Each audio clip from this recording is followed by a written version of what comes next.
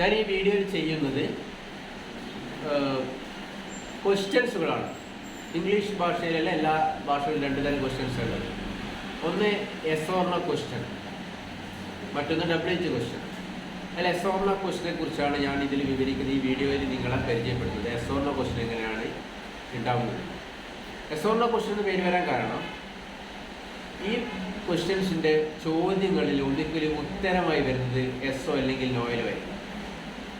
ഒരു S or no ക്വസ്റ്റ്യൻ്റെ ഉത്തരം ഒന്നുകിൽ എസ്സിലാവാം അല്ലെങ്കിൽ നോയിലാവാം. അപ്പോൾ ഞാനത് 4-5 ടെൻസുകളിൽ ഞാൻ പറയുകയാണ്.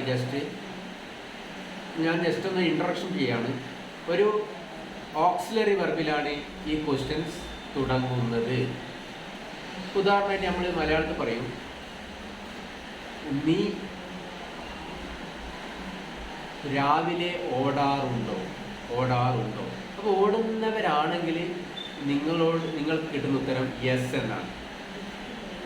ഇനി അങ്ങനെ ഓടുന്ന ശീലമില്ലാത്തവരാണെങ്കിൽ എന്ത് പറയും? നോ.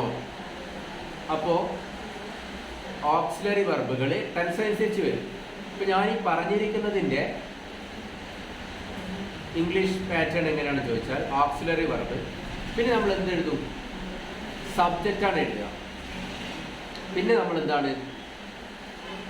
ഓക്സിലറി വെർബ്, സബ്ജക്റ്റ്, പിന്നീട് വെർബിൻ്റെ ബാക്കി ഭാഗങ്ങൾ ചേർത്തുകൊണ്ട് ലാസ്റ്റ് നമ്മൾ എന്ത് ചെയ്യും? ഓബ്ജക്റ്റുകൾ എഴുതും. അപ്പോൾ ഇതിനെ നമ്മളൊന്ന് ഇംഗ്ലീഷിലേക്ക് മാറ്റുമ്പോൾ ഇങ്ങനെ വരിക, do you run in the morning. നീ രാവിലെ ഓടാറുണ്ടോ? Do you run. ഇത് സിമ്പിൾ പ്രസന്റ് ടെൻസ് ആണ്. അത് നീ ആയതുകൊണ്ടാണ് ഡു വന്നത്. അവൻ രാവിലെ ഓടാറുണ്ടോ? അപ്പോൾ എന്താണ്? ഡസ് ആണ് അവിടെ. Does he run in the evening. നിങ്ങൾ ഫുട്ബോൾ കളിക്കാറുണ്ടോ? Do you play football. അവൻ ഫുട്ബോൾ കളിക്കാറുണ്ടോ? Does he play football.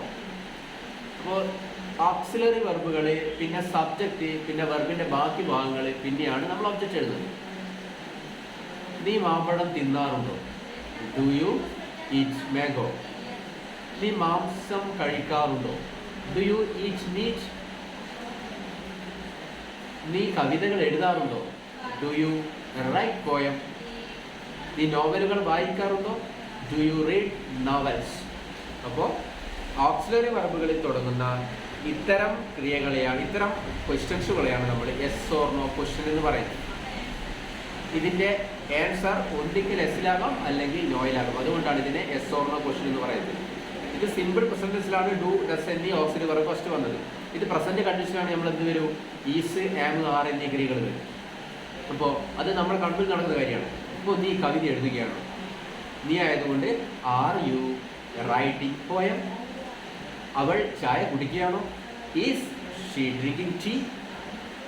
അവൻ ചെസ് കളിക്കുകയാണോ? Is he playing chess. അവർ TV കാണുകയാണോ? Are they watching TV. അപ്പോൾ പ്രസന്റ് കണ്ടിന്യൂസുകളിൽ ഈസ്, ആം, ആർ എന്നിവ ഏതാണ് ഫസ്റ്റ് ഭാഗത്ത് വരികയാണ്, തുടക്കത്തിൽ വരികയാണ്. അത് ഓക്സിലറി വെർബാണ് അവിടെ വരുന്നത്. പ്രസന്റ് കണ്ടിന്യൂസിൽ ഈസ്, ആം, ആർ ആണ് വരിക. ഇത് പ്രസന്റ് പെർഫെക്റ്റ്ലി വരുമ്പോൾ എന്താണ്? ഹാസ് ഓർ ഹാവ് വരും. ഇപ്പോൾ നീ ചായ കുടിച്ചിട്ടുണ്ടോ? Have you drank tea. Have you drank tea. നീ ചായ കുടിച്ചിട്ടുണ്ടോ? അവൻ ചായ കുടിച്ചിട്ടുണ്ടോ? Has he drunk tea.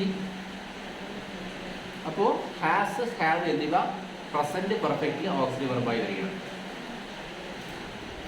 ഇപ്പോൾ പ്രസന്റ് ടെൻസിലുള്ള എന്താണ് വെർബൽ ക്വസ്റ്റ്യൻ്റെ പാറ്റേൺ ഇങ്ങനെയാണ് വരുന്നത്.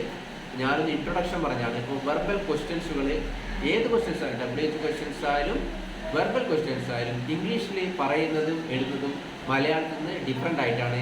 WH വെർബൽ ക്വസ്റ്റ്യൻ ആണെങ്കിൽ അല്ലെങ്കിൽ എസ് ഓർ നോ ക്വസ്റ്റ്യൻ ആണെങ്കിൽ ഓക്സിലറി വെർബ് ഫസ്റ്റ് വരും, പിന്നെ സബ്ജക്റ്റ് വരും, പിന്നെ വെർബിൻ്റെ ബാക്കി ഭാഗം വരും, പിന്നെയാണ് ഓബ്ജക്റ്റ് വരുന്നത്. ഈ രീതിയിൽ ആണ് നമ്മൾ എന്താണ് ക്വസ്റ്റ്യൻസുകൾ, വെർബൽ ക്വസ്റ്റ്യൻസുകൾ ഇംഗ്ലീഷിൽ ഉണ്ടാക്കുന്നത്. ഇപ്പോൾ സിമ്പിൾ പ്രസൻസുകളിൽ നിങ്ങൾ ഇങ്ങനെയാണ് ചിന്തിക്കുന്നത്. സിമ്പിൾ പ്രസൻസ് ആണെങ്കിൽ ഡു ഓർ ഡസ് ആണ് ഓപ്ഷൻ. പ്രസന്റ് കണ്ടിന്യൂസ് ആണെങ്കിൽ ആം, ഈസ്, ആർ ആണ്. പ്രസന്റ് പെർഫെക്റ്റ് ആണെങ്കിൽ ഹാവ്, ഹാസ് ആണ്.